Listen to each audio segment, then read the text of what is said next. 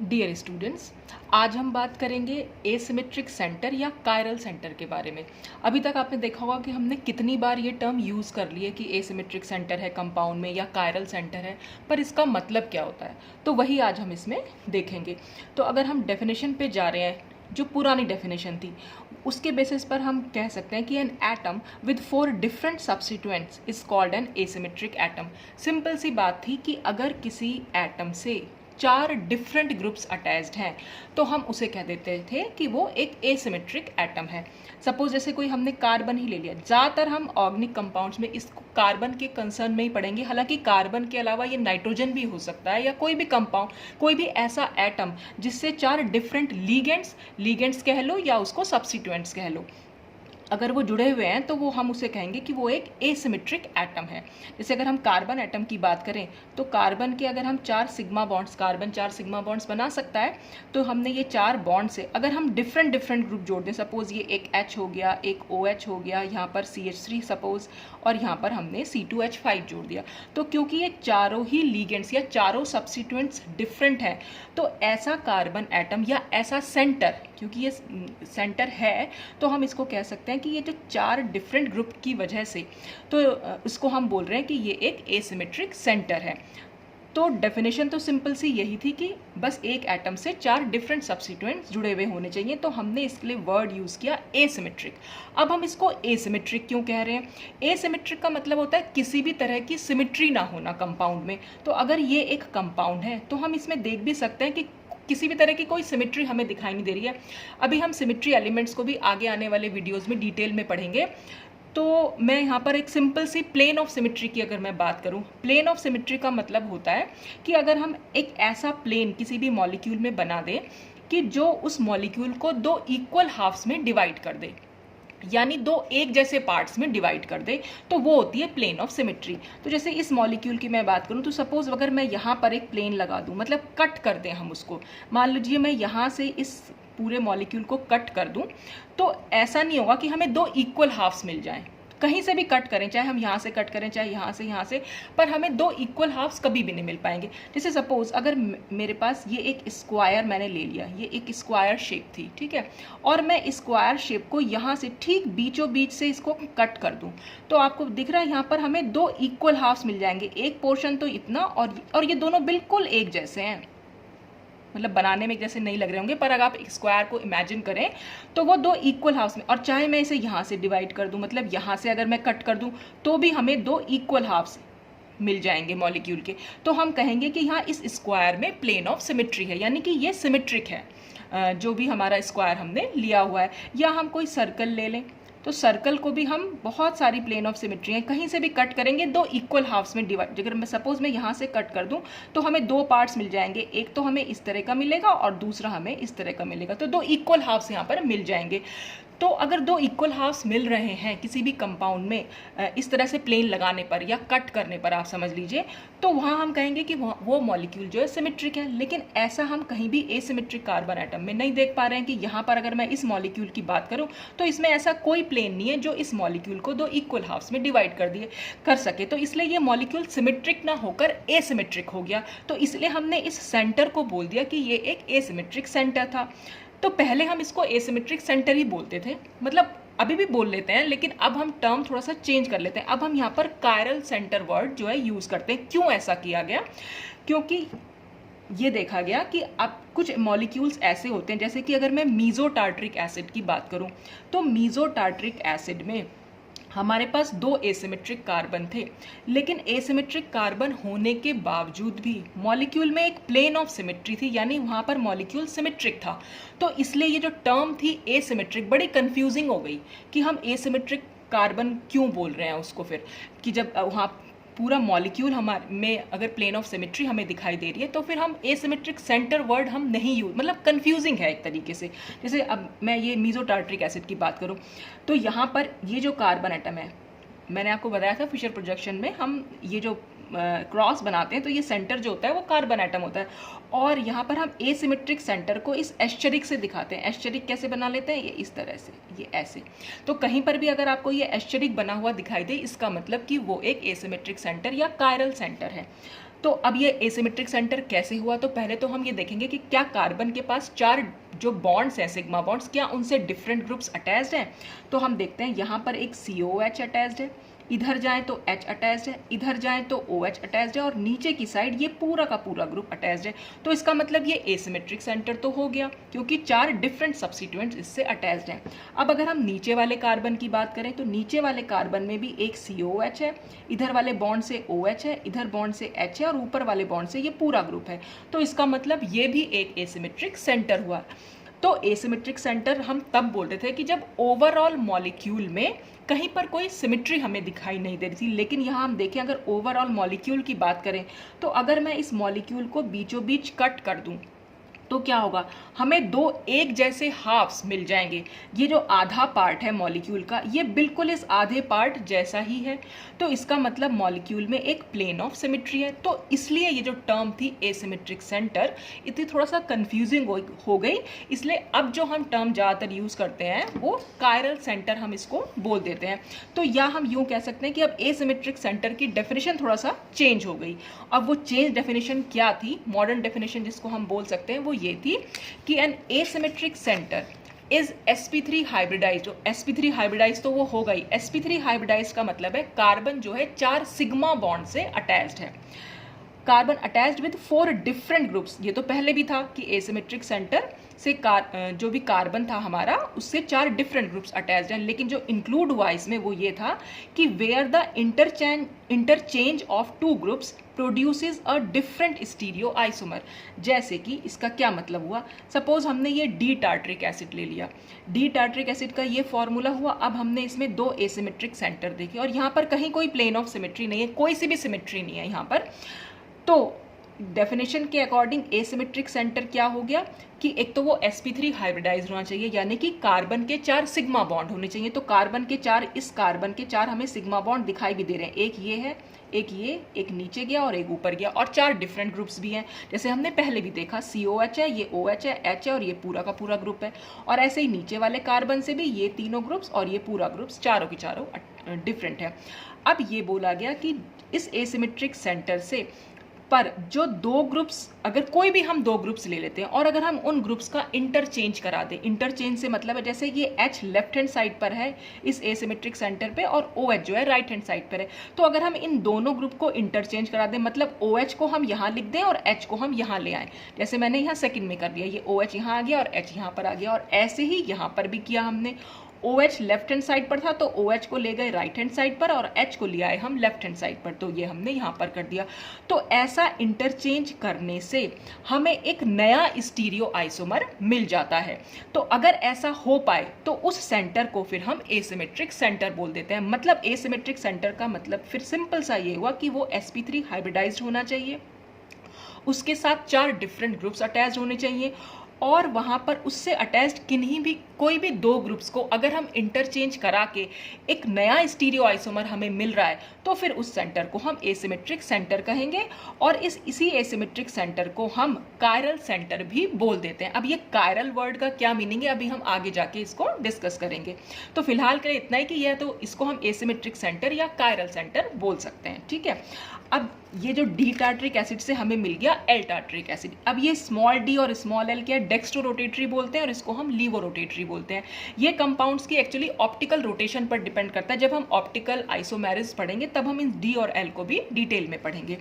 तो सिंपल सी डेफिनेशन के अकॉर्डिंग बस 2 कार्बन एटम से अटैच्ड 2 ग्रुप्स का इंटरचेंज कराने पर अगर हमें डिफरेंट स्टीरियो आइसोमर मिला तो वो एक एसिमेट्रिक सेंटर है, और साथ ही साथ उससे 4 डिफरेंट ग्रुप्स भी अटैच होने चाहिए। तो ये तो था एसिमेट्रिक सेंटर या कायरल सेंटर क्या होता है।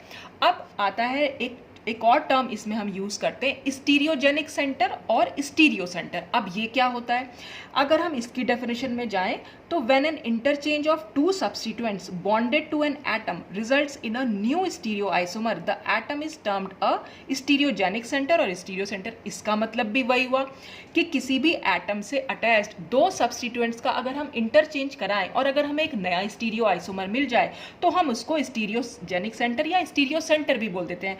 और यही डेफिनेशन तो हम कायरल सेंटर या एसिमेट्रिक सेंटर की भी दे रहे थे।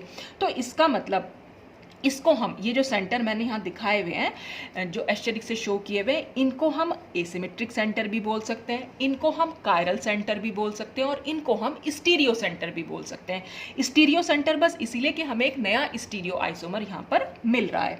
अब हम आगे बढ़ते हैं। तो all chiral centres are stereogenic centres, तो जितने भी कायरल सेंटर्स हैं या एसिमेट्रिक सेंटर हैं उनको हम स्टीरियो सेंटर भी बोल सकते हैं। लेकिन but all stereogenic centres are not chiral centre, लेकिन जितने भी सारे स्टीरियो सेंटर्स को हम कायरल सेंटर्स नहीं बोल सकते। तो ऐसा क्यों हो रहा है? जबकि कायरल को हम स्टीरियो बोल सकते हैं लेकिन स्टीरियो सेंटर को हम कायरल नहीं बोल सकते। सारे स्टीरियो सेंटर्स को, कुछ को बोल सकते हैं लेकिन सबको नहीं बोल सकते। लेकिन ऐसा क्यों? तो ये हम अभी आगे देखते हैं कि all stereogenic centres are not necessarily tetrahedral, कि मतलब ज़रूरी नहीं है कि स्टीरियोजेनिक सेंटर में जो भी सेंटर होगा उससे 4 डिफरेंट ग्रुप अटैच्ड ही हों। टेट्राहेड्रल ज्योमेट्री हमें तभी मिलती है कि जब हमें किसी भी सेंटर से 4 सिग्मा बॉन्ड्स हमें वहाँ पर दिखाई दे रहे हो। तो ज़रूरी नहीं है कि स्टीरियोजेनिक सेंटर 4 ग्रुप से ही अटैच्ड होगा।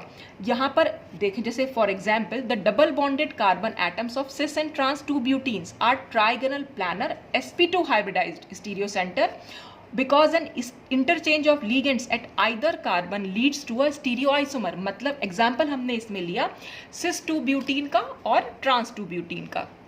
अब देख रहे हैं आप, सिस और ट्रांस में अगर हम स्ट्रक्चर की बात करें, अगर हम इस कार्बन को देखें तो इस कार्बन में ऊपर की साइड CH3 और नीचे H, हालांकि ये ऊपर नीचे नहीं होता, ये पूरा मॉलिक्यूल प्लानर है। ये कार्बन जो है हमारा sp2 हाइब्रिडाइज्ड है और ये कार्बन भी sp2 हाइब्रिडाइज्ड ही है, ठीक है। लेकिन मैं सिर्फ समझाने के लिए बता रही हूँ आपको कि यहाँ पर क्या हुआ, CH3 को ऊपर दिखा रखा और H को नीचे। तो इस वाले कार्बन पे अगर हम देखें तो CH3 ऊपर है और H जो है नीचे। अगर हम इस कार्बन की बात करें तो यहाँ पर CH3 ऊपर है और H नीचे, लेकिन इस कार्बन पर CH3 नीचे हो गया और H ऊपर। यानी क्या हुआ, इस कार्बन पर जो 2 सब्स्टिट्यूएंट थे इनकी पोजीशन जो है इंटरचेंज हो गई। H ऊपर चला गया और CH3 नीचे आ गया, और ऐसा करने से हमें क्या मिला, हमें एक नया स्टीरियो आइसोमर मिल गया। ये एक सिस आइसोमर था और ये एक ट्रांस आइसोमर है। 2 ब्यूटीन का 2 आइसोमर हो गए, सिस से हमें ट्रांस मिल गया, या हम कह सकते हैं ट्रांस से हमें सिस मिल गया अगर हम इनकी पोजीशन को चेंज कर दें। ठीक ऐसे ही या तो आप इस पर चेंज दिखा दीजिए या फिर हम इस पर भी चेंज दिखा सकते हैं। इसको सिमिलर रखें, अगर हम इसको चेंज कर देंगे तो CH3 नीचे आ जाएगा और H ऊपर, तब भी हमें ट्रांसफॉर्म मिल जाएगी। तो इसका मतलब क्या हो रहा है कि किसी भी सेंटर से जब हम 2 ग्रुप्स का इंटरचेंज करा दे रहे हैं तो उससे हमें एक नया स्टीरियो आइसोमर मिल रहा है। और यहाँ पर इस कार्बन को आप देख रहे हैं, ये कार्बन sp3 हाइब्रिडाइज्ड नहीं है, ये कार्बन है sp2 हाइब्रिडाइज्ड। यानी इसके पास खाली 3 सिग्मा बॉन्ड है, एक तो पाई बॉन्ड है, बाकी 3 सिग्मा बॉन्ड है। तो इसका मतलब स्टीरियो सेंटर्स जो होते हैं वो sp2 हाइब्रिडाइज्ड भी हो सकते हैं और sp3 हाइब्रिडाइज्ड भी हो सकते हैं, लेकिन कायरल सेंटर्स जो होते हैं वो हमेशा sp3 हाइब्रिडाइज्ड होंगे।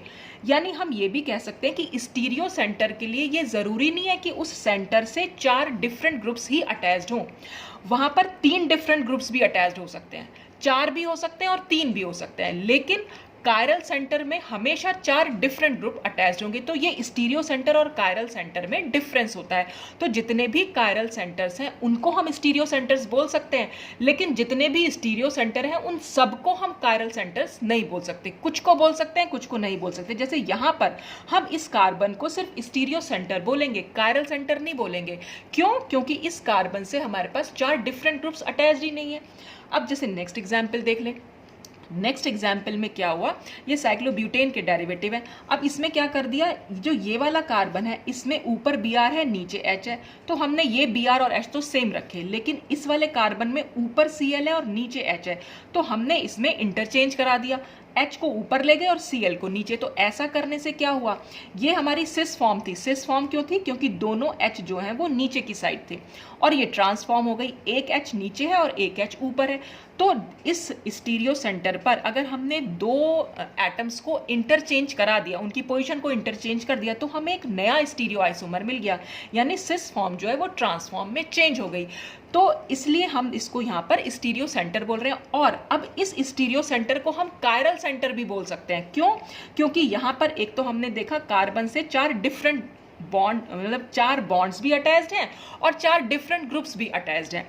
तो हमने इसको बोल सकते हैं कि हम यहाँ पर ये हमारा एक कायरल सेंटर निकल के या स्टीरियो सेंटर हमारा जो है वो निकल के आए। तो स्टीरियो सेंटर और कायरल सेंटर में जो डिफरेंस होता है वो सिर्फ यही है कि कायरल सेंटर में 4 डिफरेंट ग्रुप्स अटैच होने चाहिए और स्टीरियो सेंटर में 4 डिफरेंट ग्रुप हो भी सकते हैं और नहीं भी हो सकते। या हम ये कह सकते हैं कि कायरल सेंटर हमारा sp3 हाइब्रिडाइज्ड होता है और स्टीरियो सेंटर हमारा sp2 या sp3 दोनों हो सकता है। अब हम कुछ एग्जाम्पल्स कर लेते हैं जिससे क्लियर हो जाएगा कि कायरल सेंटर्स हमारे क्या होते हैं। तो इनमें हमें नंबर ऑफ कायरल सेंटर्स ढूंढने हैं। तो देखिए, अगर हम पहला एग्जाम्पल की बात करें तो हमें कायरल सेंटर देखना है, तो इसका मतलब कार्बन हमारा sp3 हाइब्रिडाइज्ड होना चाहिए और 4 डिफरेंट ग्रुप्स से अटैच होने चाहिए। तो अगर हम इस कार्बन की बात करें तो ये 4 बॉन्ड्स तो हमें दिखाई दे रहे हैं, यहाँ पर CH3 है, ये H है, ये OH है और ये NH2 है। तो इसका मतलब ये हुआ एक कायरल सेंटर। ठीक है, अगर हम इस कार्बन की बात करें कि क्या ये एक कायरल सेंटर है, लेकिन ये एक कायरल सेंटर नहीं हो सकता। क्यों? ये sp3 हाइब्रिडाइज तो है लेकिन इससे 4 डिफरेंट ग्रुप अटैच नहीं है, 3 तो हाइड्रोजन ही अटैच है, तीनों हाइड्रोजन एक जैसे हैं, तो इसलिए ये कार्बन जो है वो कायरल सेंटर नहीं होगा। तो यहाँ पर जो है कायरल सेंटर का नंबर हो जाएगा खाली 1। अच्छा, अब हम नेक्स्ट में जाएं। ये वाले एग्जाम्पल में क्या है, एक H है कार्बन से अटैच्ड, एक OH है, एक CH3 और एक COH। तो यहाँ पर भी 4 डिफरेंट ग्रुप अटैच्ड हैं, तो इसलिए ये कार्बन भी हो गया हमारा कायरल सेंटर। तो फिर अगर हम इस कार्बन की बात करें तो इस कार्बन को हम कैसे लिख सकते हैं, C डबल बॉन्ड O और ये OH और एक यहाँ इस कार्बन से ये अटैच्ड है, इस वाले स्टीरियो सेंटर से। तो ये कार्बन भी आप देखें तो यहाँ पर एक ऑक्सीजन है, एक कार्बन है और एक यहाँ पर 4 डिफरेंट ग्रुप नहीं है। तो या ये कह सकते हैं कि कार्बन हमारा यहाँ पर sp3 हाइब्रिडाइज नहीं है, तो ये जो है कायरल सेंटर नहीं माना जाएगा। तो यहाँ पर भी नंबर 1 ही रहा इसका। अब ये वाले एग्जाम्पल में अगर हम देखें, ये वाले एग्जाम्पल में यहाँ आपको ये जो कार्बन है इससे एक तो OH है अटैच्ड, दूसरा ये कार्बन और ये कार्बन पे क्या अटैच्ड है, यहाँ पर सिर्फ यहाँ पर हमें 3 बॉन्ड दिखाई दे रहे हैं कार्बन के, तो इसका मतलब एक H है। और इस कार्बन की अगर हम बात करें तो इस कार्बन से हमें 2 बॉन्ड दिखाई दे रहे हैं, यानी कि बाकी के दोनों CH2 हैं, मतलब 2 हाइड्रोजन अटैच्ड हैं।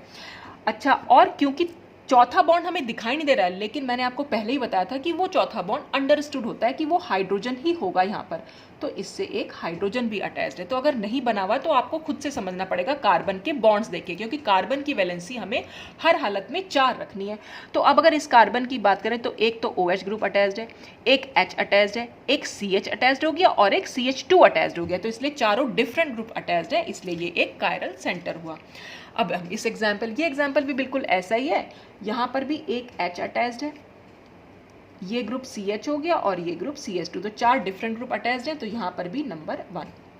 अब आप देखते हैं इस वाले कार्बन की बात करें, अगर हम देखिए इस कार्बन से क्या 4 डिफरेंट ग्रुप अटैच्ड हैं, देख लेते हैं। अभी यहाँ पर हमने देखा एक Cl तो अटैच्ड है और एक H भी अटैच्ड है। इधर अगर हम मूव करें तो CH2 है, इधर अगर हम मूव करें तो भी CH2 है।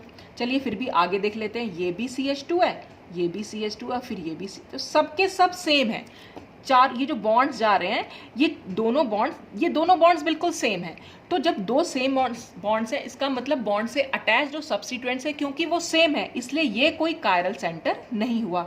तो इस वाले कंपाउंड में कोई कायरल सेंटर प्रेजेंट नहीं है।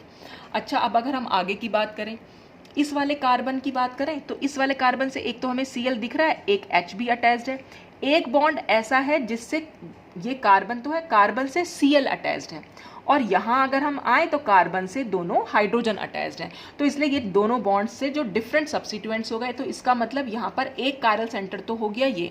अगर हम दूसरे की बात करें तो दूसरा भी यहाँ पर भी एक H तो अटैच्ड है, तो एक Cl हो गया, एक H हो गया, एक ये ग्रुप बॉन्ड हो गया जिससे CH2 अटैच्ड है और एक यहाँ पर अटैच्ड हो गया C से Cl अटैच्ड है, तो यहाँ भी 4 डिफरेंट ग्रुप अटैच्ड है, इसलिए यहाँ पर कायरल सेंटर का नंबर हो गया 2।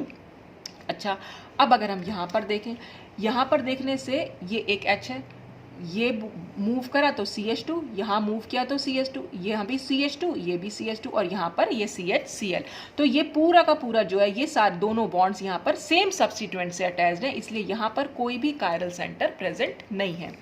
अब हम आगे बढ़ते हैं, इस वाले कार्बन की बात करें तो एक H तो हमें दिखाई दे ही रहा है, इधर की साइड मूव कर रहे हैं तो ये है CH2, इधर की साइड मूव कर रहे हैं तो भी CH2, आगे मूव कर रहे हैं तो भी CH2, यहाँ भी मूव कर रहे हैं तो CH2। लेकिन जब हम इससे आगे बढ़ेंगे तो यहाँ सिर्फ एक कार्बन रह गया जिससे सिर्फ एक हाइड्रोजन अटैच्ड है, तो ये हो गया हमारा CH, और ऊपर भी ये बॉन्ड अटैच्ड है। और यहाँ पर अगर हम आए तो ये CH2, तो यानी कि इस बॉन्ड से अटैच्ड सब्स्टिट्यूएंट्स अलग है और इस बॉन्ड से अटैच सब्स्टिट्यूएंट्स अलग हो गए। यहाँ पर 3 CH2 आ गए, जबकि यहाँ पर 2 CH2 के बाद CH आ गया, तो ये डिफरेंट हो जाएगा, तो इसलिए ये एक स्टीरियो सेंटर हो गया। और चाहे हमने इन दोनों में तो कंपैरिजन कर लिया, चाहे आप इन दोनों और इन दोनों का भी कंपैरिजन करके देख लीजिए। ये बॉन्ड हमारा CH2 है और यहाँ अगर हम बढ़ गए तो ये CH है, तो ये बॉन्ड और ये बॉन्ड भी आपस में डिफरेंट है। और ये बॉन्ड इन बॉन्ड का कंपैरिजन करेंगे तो ये दोनों भी आपस में डिफरेंट है, तो चारों बॉन्ड से डिफरेंट सब्स्टिट्यूएंट्स जुड़े हुए हैं, इसलिए ये एक कायरल सेंटर हुआ। ठीक ऐसे ही हम नीचे वाले को भी देख सकते हैं, तो यहाँ पर कुल मिलाकर हो गए 2 कायरल सेंटर। अच्छा, अब अगर हम यहाँ पर बात करें, इसकी अगर हम बात करते हैं तो यहाँ पर हमने देखा एक हाइड्रोजन तो यहाँ अटैच्ड हो गई जिसको कि शो नहीं किया हुआ है, एक यहाँ बढ़े तो कार्बन से CH3 अटैच्ड है, इधर बढ़े तो कार्बन से CH2 अटैच्ड है, यहाँ बढ़े तो कार्बन से सिर्फ एक हाइड्रोजन ही अटैच्ड है जिसको शो नहीं किया गया, तो चारों के चारों डिफरेंट हैं, इसलिए ये एक कायरल सेंटर हो गया। अब अगर हम यहाँ देखें, ये CH3 तो यहाँ पर है ही, एक H भी यहाँ अटैच्ड है, इधर की साइड मूव करे तो CH है और इधर की साइड मूव करे तो CH2 है, तो चारों ग्रुप्स डिफरेंट हो गए, तो ये भी एक कायरल सेंटर, और ऐसे ये भी एक कायरल सेंटर हो गया। यहाँ से अगर हम मूव, दिख भी रहा है यहाँ पर रिंग, यहाँ पर 5 मेंबर्ड है जिसमें CH3 अटैच्ड है, जबकि इस 5 मेंबर्ड रिंग से कोई रिंग अटैच नहीं है, तो ये दोनों ग्रुप्स तो डिफरेंट हो ही गए, और ये ग्रुप, ये कार्बन तो अलग है ही, तो इसलिए ये भी यहाँ पर भी 4 डिफरेंट ग्रुप्स अटैच्ड है, तो कुल मिलाकर 1 2 3, तो कायरल सेंटर का नंबर हो गया यहाँ पर 3। अच्छा, अगर हम इसकी बात करें, अब देखते हैं इसमें, ये तो OH है और यहाँ पर हमने देखा एक H है। जब हम यहाँ आगे बढ़ते हैं तो कार्बन से फ्लोरीन अटैच्ड है, यहाँ पर भी कार्बन से फ्लोरीन अटैच्ड है, तो इसलिए ये कोई कायरल सेंटर नहीं हुआ। कायरलिटी में हमें ये नहीं देखना कि ये अबव द प्लेन है या बिलो द प्लेन है, हमें तो कनेक्टिविटी देखनी है। कार्बन से फ्लोरीन अटैच्ड है, यहाँ पर भी कार्बन से फ्लोरीन अटैच्ड है, और नीचे वाले ग्रुप भी बिल्कुल सेम ही है, ये CH2 है, ये CH2 फिर CH2 है, तो इसलिए ये वाला सेंटर कोई कायरल सेंटर नहीं माना जाएगा। अब अगर हम इस कार्बन की बात करें तो इस कार्बन से एक F फ्लोरीन अटैच्ड है, यहाँ पर बढ़े तो ऐसा कार्बन जिससे OH अटैच्ड है, एक हाइड्रोजन तो यहाँ अटैच्ड है ही, और एक नीचे वाला CH2 अटैच्ड है, तो चारों के चारों डिफरेंट ग्रुप हैं, इसलिए ये एक कायरल सेंटर है। ऐसे ये वाला फ्लोरीन वाला कार्बन भी एक कायरल सेंटर है, तो कुल मिलाकर कायरल सेंटर का नंबर हो गया 2। अब अगर हम यहाँ पर देखें, देखिए यहाँ पर OH जो ये वाला है, इसमें और इसमें क्या डिफरेंस है, इसमें फ्लोरीन, ये वाला फ्लोरीन तो हमने सेम रखा, इसको चेंज कर दिया, तो इसलिए अब क्या हुआ, यहाँ पर जो एक ये दो तो ग्रुप अटैच्ड हैं ही डिफरेंट, ये वाले कार्बन से Br अटैच्ड है और ये वाले कार्बन से फ्लोरीन, तो अब ये वाला कार्बन जो है वो कायरल सेंटर बन जाएगा। ऐसे ये फ्लोरीन, जैसे मैंने पहले समझाया, ये फ्लोरीन और ये ब्रोमीन भी बन जाएंगे, ये वाले कार्बन मतलब इनसे जो अटैच्ड कार्बन है वो भी कायरल सेंटर है, तो कुल मिलाकर यहाँ पर हो गए 3। अच्छा, अगर हम इसकी बात करें, यहाँ पर OH है तो एक H तो अटैच्ड है ही, यहाँ पर हम बढ़े तो CH2 है, तो और यहाँ बढ़े तो भी CH2 है, लेकिन आगे बढ़ेंगे तो एक ऐसा कार्बन है जो 3 कार्बन से अटैच्ड है, जबकि हम इसमें आगे बढ़ेंगे तो वो CH2 ही है और वो सिर्फ एक ही कार्बन से अटैच है, तो ये दोनों बॉन्ड्स भी जो है वो डिफरेंट हो जाएंगे। तो जब ये दोनों बॉन्ड डिफरेंट हो गए, मतलब बॉन्ड से अटैच्ड सब्स्टिट्यूएंट डिफरेंट हुए और ये भी डिफरेंट है, तो ये भी एक कायरल सेंटर हो गया। अच्छा, अगर हम इसकी बात करें, इस कार्बन में अगर मैं यहाँ देखूँ तो CH2, ये भी CH2, इधर बढ़े तो आगे ऐसा कार्बन है जो Cl से अटैच्ड है और डबल बॉन्ड भी है, और यहाँ पे कार्बन से OH अटैच्ड है, तो ये दोनों ग्रुप तो डिफरेंट हो गए, और नीचे वाला ग्रुप भी बिल्कुल इनसे तो डिफरेंट हो गया, और यहाँ पर एक H भी है, तो ये एक कायरल सेंटर हुआ। अच्छा, अब अगर हम इसकी बात करें तो यहाँ पर है CH2, तो देखने से ही लग रहा है कार्बन से 2 हाइड्रोजन अटैच्ड हैं, तो क्योंकि दोनों सिमिलर हैं, हाइड्रोजन तो दोनों एक जैसे ही हैं, तो इसलिए ये कोई कायरल सेंटर नहीं हुआ। अच्छा, अगर हम यहाँ पर बात करें, ये भी कोई कायरल सेंटर नहीं है, क्योंकि यहाँ पर तो ये डबल कायरल सेंटर, तो कार्बन जो है हमारा वो sp3 हाइब्रिडाइज्ड होना चाहिए, जबकि यहाँ पर कार्बन जो है वो sp2 हाइब्रिडाइज्ड है, ये भी नहीं हो सकता है कार्बन। अच्छा, इस कार्बन की बात करें, इस कार्बन से एक CH3 अटैच्ड है और एक H भी है, इधर की साइड मूव किया तो डबल बॉन्डेड कार्बन है, इधर मूव किया तो ये सिंगल कार्बन, मतलब डबल बॉन्ड नहीं है, तो इसका मतलब ये कार्बन भी एक कायरल कार्बन हुआ, चारों ही ग्रुप्स जो है डिफरेंट है। और ऐसे ही हम इसको भी निकाल सकते हैं, ये बॉन्ड डिफरेंट है, ये बॉन्ड अलग है, ये बॉन्ड भी बिल्कुल अलग है, और ये H है यहाँ पर, तो यहाँ पर कुल मिलाकर कायरल सेंटर हो गए 4। तो कायरल सेंटर और स्टीरियो सेंटर में बस सिर्फ इतना सा डिफरेंस है कि कायरल सेंटर में हमें sp3 हाइब्रिडाइज कार्बन यानी कि 4 बॉन्ड्स होने चाहिए, और स्टीरियो सेंटर में 4 बॉन्ड हो भी सकते हैं लेकिन 3 बॉन्ड भी हो सकते हैं, मतलब sp3 हाइब्रिडाइज भी हो सकता है कार्बन और sp2 हाइब्रिडाइज भी हो सकता है। इसीलिए कायरल सेंटर्स जितने भी होंगे उन सबको तो हम स्टीरियो सेंटर बोल सकते हैं, लेकिन जितने भी स्टीरियो सेंटर है सबको हम कायरल सेंटर नहीं बोल सकते। तो ये सब कुछ था आज एसिमेट्रिक सेंटर या कायरल सेंटर या स्टीरियो सेंटर के बारे में। बाकी हम कुछ और टॉपिक्स के साथ नेक्स्ट वीडियो में मिलेंगे। Thanks for watching.